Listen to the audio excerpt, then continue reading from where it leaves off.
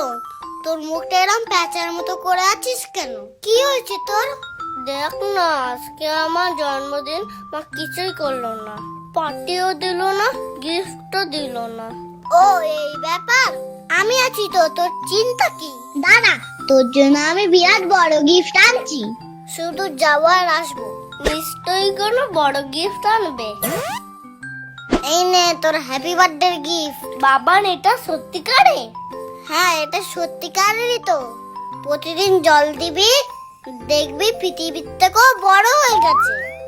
ফোড়ন, thank you বলো বাবানকে। Thank you Baban. বাবান, তোর মাথায় এত ভালো আইডিয়া আসলো কি করে? আমি তো স্কুল থেকেই শিখেছি। তুই এই কাগজগুলো দিয়ে কি করছিস? দেখ না, খেলনা বানাবো ভাবছি, কিন্তু বানাতেই পারছি না। কই দে দেখি আমি পারি কিনা। নৌকা, দারুণ তো।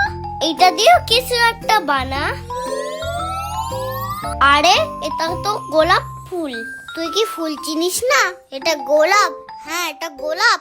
এটা আমাদের জাতীয় ফুল, পদ্ম। পদ্ম।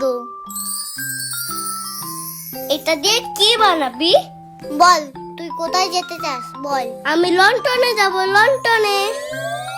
প্লেন, দারুণ তো। চল চল, উঠে পড়, উঠে পড়। বাবা, তুই কত কিছু পারিস রে। তুই আমার সাথে সবসময় থাকবি, তুইও শিখে যাবি। সত্যি বাবান, তুই এত সুন্দর সুন্দর জিনিস কি করে শিখলি?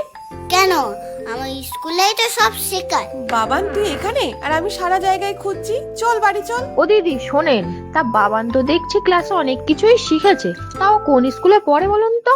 এই বর্ধমানেরই best English medium pre school Bliss এজে। তা তোমাকে ছেড়ে একা ওই স্কুলে থাকতে পারে? ভয় পায় না তো? ভয় পাবে কেন? ওখানে তো অনেক কেয়ারিং টিচার রয়েছেন যারা ওদের খেয়াল রাখে। তাছাড়া এখানে 18 মাস থেকে বাচ্চাদের ভর্তি করানো হয়।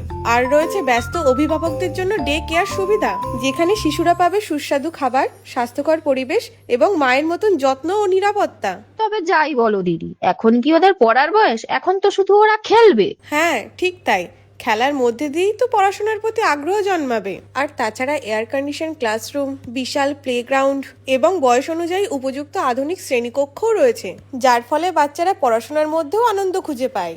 শুধু পড়াশোনা নয়, সাথে রয়েছে মিউজিক, ডান্স, টাইকোন্ডো, যা বাচ্চাদের গড়ে তোলে আত্মবিশ্বাস ও শক্ত মনোবল। আর এর পাশাপাশি পরিবেশ সচেতনতার উপরেও গুরুত্ব দেওয়া হয়। বলো কি দিদি, এত কিছু রয়েছে?